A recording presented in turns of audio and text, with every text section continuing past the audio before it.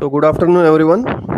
In the previous session we have started with module number 5, which is related to execution, monitoring, controlling of the project, and also it is related to one more important part in project management, which is related to the project contracting. So yesterday we have seen some basic concepts related to execution of the project, planning, monitoring and controlling cycle, the need of information, the types of reportings. So that part we have covered in the previous session. So now coming to the next part, project meetings. So the project meetings normally they are conducted to discuss and address the important issues related to project when you are going for direct and manage the project work.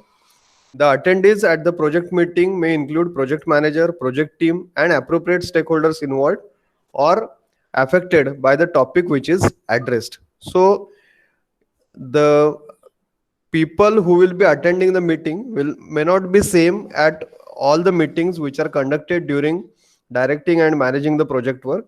Depending upon the requirement, you may go on including the people or you may go on um,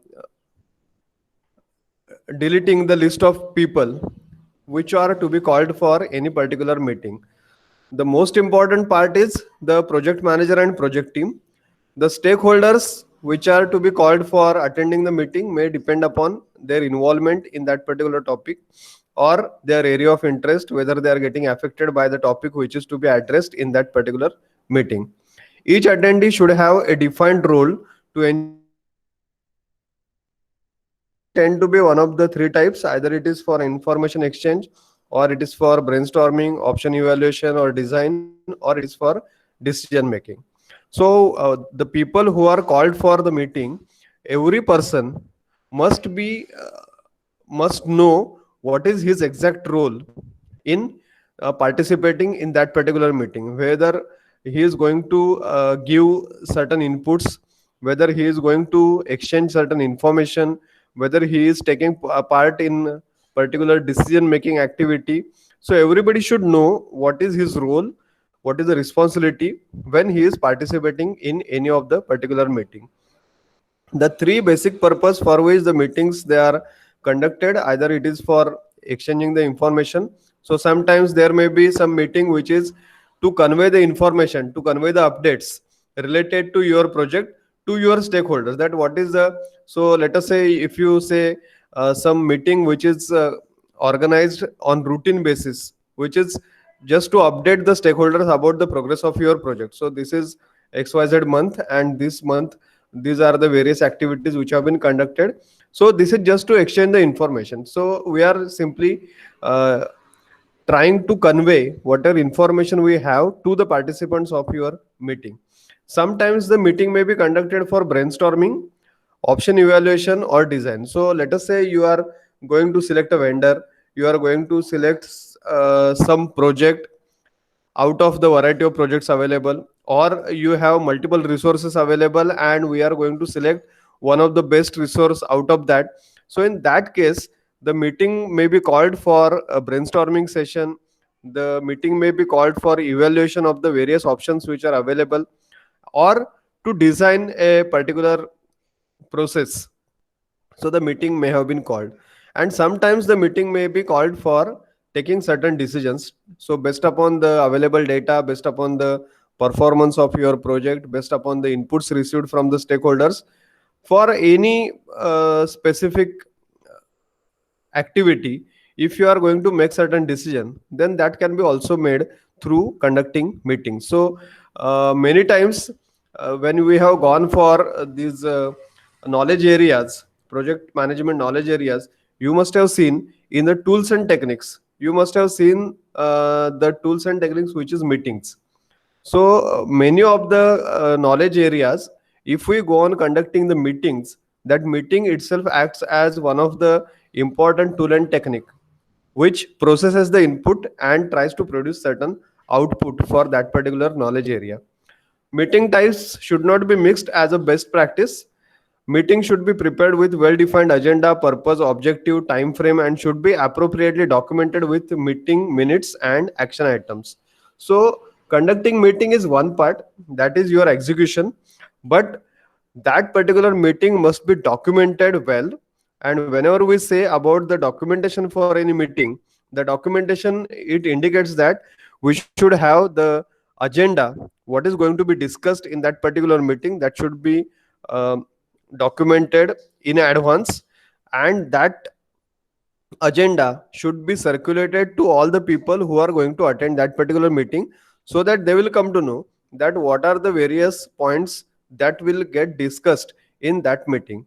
Then we should also mention the time frame, we should also mention the purpose of calling the meeting, we should also mention the objectives which are to be obtained through this particular meeting, and this should be well in advance prepared and circulated to the stakeholders, project team, project manager who is going to attend that particular meeting. And this is a pre-meeting, before the meeting is conducted. These are the things to be prepared. These are the things to be documented. Once the meeting is over, then the minutes of your meeting, what points has been discussed, what decisions have been taken, what options they have been evaluated, what was the conclusion.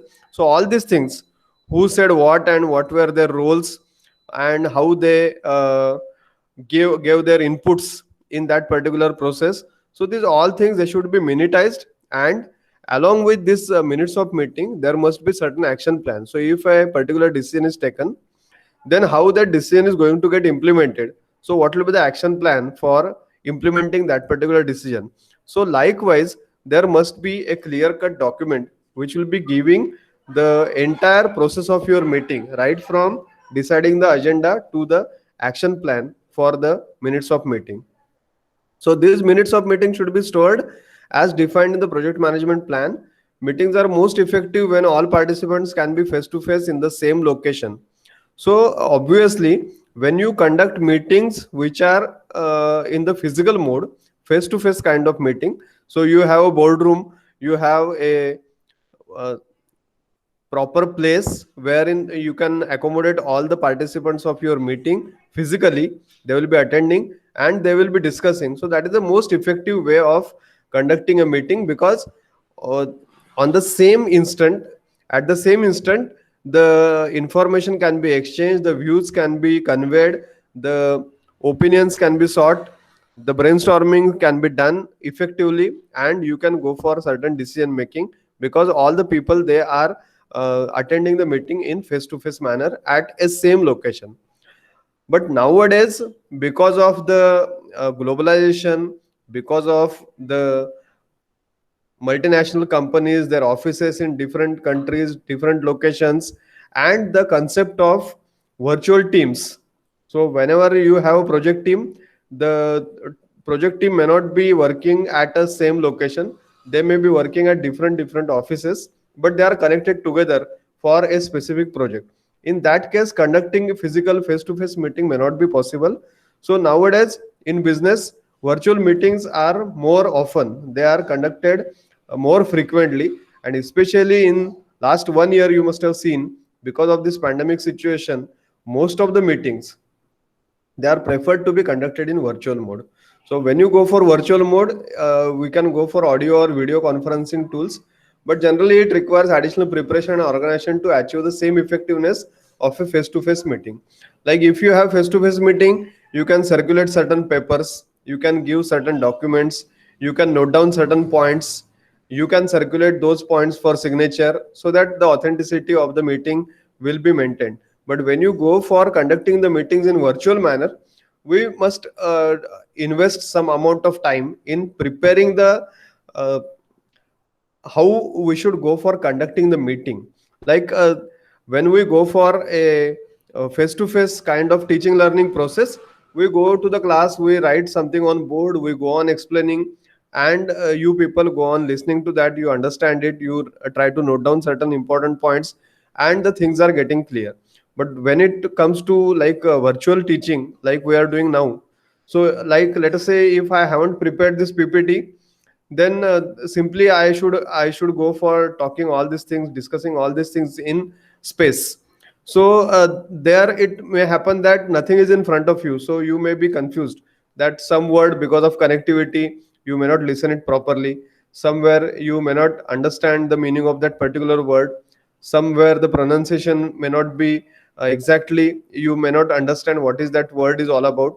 So better than that, if I have PPT presented in front of you and then I go on talking, it is always better that you will understand it in better sense. So that's why some additional preparation, some additional time investment, some extra efforts need to be made, so that the effectiveness whatever we are going to achieve in the face to face meeting may not be 100%, but at least we can try for 80 to 90% the same effectiveness we can bring in to the meeting which is conducted in the virtual mode. Far more often, all three types of reports are delivered in face-to-face meeting, in telephone conference call. Senior management usually insist on face-to-face meeting for staying informed about project progress. These meetings may touch on almost any subject relevant to the project. Project review meetings can be either highly structured or deceptively casual, but they are always important. So, depending upon the level at which people are working, their way of conducting the meetings may be different. If you are working at senior management level, then maybe you are calling very few people for conducting the meeting. In that case, you may go for face to face meeting. When you want to conduct a meeting at executive level, the people may be working at different locations, so it may be involving many people, and it may necessitate the conduction of virtual meeting than as conducting the face to face meeting. Large majority of project meetings do not concern senior management. They are project team meetings, occasionally including the client, and concern the day-to-day problems met on all projects. There is no particular reason that these meetings need to be conducted in a manner that is so feared by attendees. So, the top management or senior management may not be always involved in the project team meetings, because project team, it is a small team which is working on a specific project, so they may be conducting the meeting very frequently, maybe every day evening and morning there would be a small 10-15 minutes meeting. Many organizations, they have this tradition. Every morning when they start the work, they have a 10 minutes meeting. During that meeting, the plan for that day's work, it is discussed. If there are any queries, any issues, any difficulties, any inputs required, the people go on asking to the leader of that particular project. Once that 10-15 minutes meeting is over, everybody goes to their work. Entire 8 hours, 9 hours, 10 hours, 12 hours, whatever they are, they will be working on that. And before they leave the office, again there will be a 10 minutes meeting to review what was decided in the morning and what has been completed in the till evening, and whether there are any backlogs, whether there are any shortfalls in what was planned and what is executed. So likewise, the project team may be also conducting very frequently meetings among themselves. Sometimes they may also call the client to give him the understanding about what is the progress of your project, at what stage the project is, what is the level of quality of your project, whether the objectives defined by the client they are met or not. So likewise, he may be involved in those particular meetings. The meeting should be conducted in such a manner that the participants, the attendees, they should not get feared of that there is a meeting, then what, who will ask what, and how the meeting will be conducted, whether I can be able to speak or not. So meeting environment should be maintained as a very free environment, open for discussion, open for opinions, and then only it will be very helpful, it will be a fruitful meeting. Otherwise, simply it will be a one way kind of communication from the top level to the lower level of your organization. Communication and project meetings. Communication management process plays a very important role in these project meetings. This requires discussion and dialogue with the project team to determine most appropriate way to update and communicate the project information, and to respond to the request from various stakeholders for that information. These discussions and dialogues are commonly facilitated through meetings which may be conducted face to face or online or in different locations, such as the project site or at customer site. There are several types of project related meetings where project communications may occur. Most project meetings consist of stakeholders coming together for the purpose of resolving problems or making decisions. So the basic purpose why the stakeholders will be involved in this project meeting is they may be involved for resolving certain problems, or they may be taken into consideration because certain decisions are to be made. Although casual discussions may be construed as a meeting, most project meetings are more formal with a pre-arranged time, place, and agenda. So sometimes you can go for very short meetings which are not that formal. So you may be calling urgent meetings because you need to take certain decision.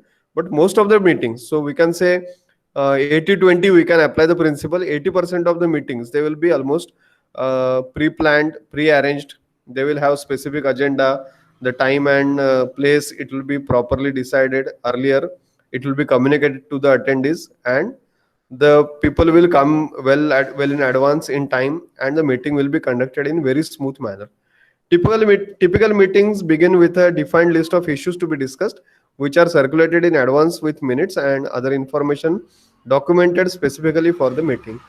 This information is then disseminated to other appropriate stakeholders on as on an as needed basis. So once the meeting is over, whatever are the agenda and minutes of meeting that have been documented, that can be disseminated to the stakeholders if they have any role in that particular decision, or they are getting affected by that decision, or they have interest in that particular decision which is taken for your project. Then coming to the next part, that is stakeholders. So whenever we say about the stakeholders, it is very important that the project stakeholders, they should be engaged with our project. Maximum the try should be like the project stakeholder, they should be engaged with the project for entire project life cycle. So maximum project stakeholders, they should be aligned with the project, or they should be engaged with the project for the entire life cycle, throughout the project life cycle. Some stakeholders, they may have very limited role, so they may come in picture and go away only when that particular role or that particular activity is going on. But most of the stakeholders who are having prominent role in your project, which the project team should try that they should be engaged throughout the life cycle. The key benefit of engaging project stakeholders is it allows the project manager to increase support and minimize resistance from the stakeholders, significantly increasing the chances to achieve the project success. So what happens when the stakeholders, they are engaged with the project for most of the duration of your project life cycle is the work of your project manager will get eased. He will have the proper support from the stakeholders. The resistance from stakeholders will get minimized, and the chances of your project success will be significantly increased. The inputs, tools, and techniques and outputs of engaging project stakeholder process. So you can see stakeholder management plan, communication management plan, change log, organizational process assets. These are the inputs. Various communication methods, interpersonal skills, managerial skills. So basically all about the soft skills, what we talk about: communication, interpersonal skill, management skill. These will be the nothing but the tools and techniques to engage the stakeholders with your project. And the outputs will be in the form of issue log, then change request, project management plan updation, project documents to be updated, and organizational process assets to be updated. So this is again related to the project engagement, project stakeholder engagement. So the activities like engaging stakeholders at appropriate project stage to obtain or confirm their continued commitment to the success of their project. Managing stakeholder expectation through negotiation and communication, ensuring the project goals are achieved. Addressing potential concerns that have not yet become issues and anticipating future problems that may be raised by the stakeholders. Such concerns need to be identified and discussed as soon as possible to assess associated project risk. And the last activity for stakeholder engagement will be for clarifying and resolving the issues that have been identified during your project management plan or during the project execution. The next part is about the project team management. Managing project team, that is a very important process in project management life cycle. In this particular process, what we undertake is the tracking of team member performance. So the team member performance, it should be observed, it should be tracked, it should be monitored, it should be documented and recorded. Then we should go for providing certain feedback. If the performance is very good, above the expectation level, then we should go for giving some rewards, we should go for appreciation. The feedback may be in terms of certain rewards or appreciation. If the performance is as per the requirement, then we should encourage for we should give the feedback and try to encourage to excel that particular performance. And if the performance is below the level of expectation, then we should give the feedback in terms of warnings, that the expected level is this and your performance is at this level, so you are performing below the expected level. So this is warning number 1. You should increase your performance level so that it will at least match the desired level, even not beyond that expected level. So likewise, either in terms of rewards or in terms of the warnings or in terms of encouragement, we should provide the feedback to the team members. Then resolving certain issues. So when we come to know that there are certain issues, there are certain conflicts, then we should go for resolving those issues and conflicts in your team, managing the team changes to optimize the project performance. So that is all about managing project team. Because of this project team management, if it is carried out effectively, then it will be influencing the team behavior, it will be helping to manage the conflicts, it will resolve the issues, and it will be appraising the team member performance. So that will be the beneficial for your project team. The various inputs, tools and techniques and outputs for this process, they have been listed and they are in front of you. They are represented in the diagram. The inputs, tools and techniques, and final output, what you get from this project team management process.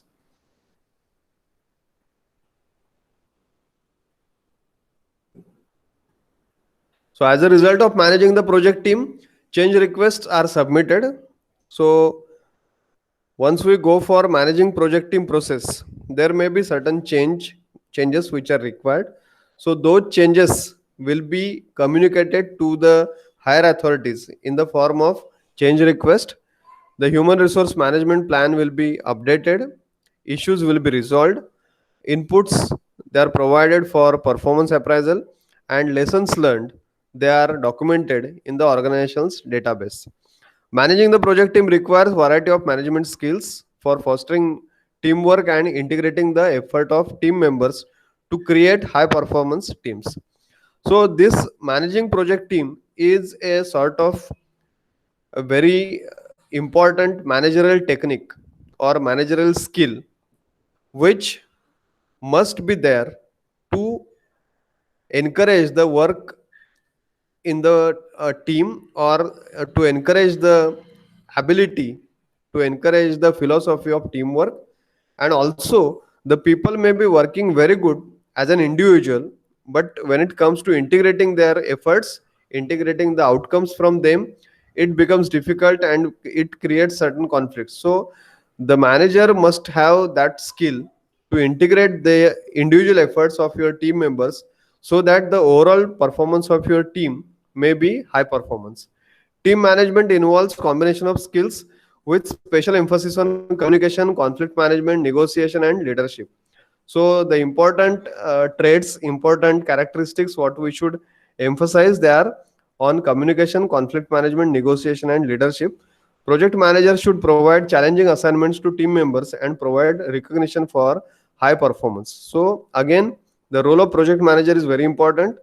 He should take the lead. He should go and provide challenging assignments to the team members, because some team members may be having very uh, extra performing abilities, so they must be given with some challenging assignments, some challenging task, so that they will feel accomplished. Some people, they are more towards how they are performing the work than how much they are earning from that particular work.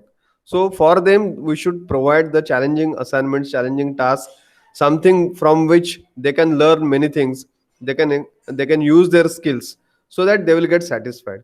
And once they complete that particular work, the work has to be recognized, the work has to be rewarded, it must be given a recognition across your organization because of this particular high performance.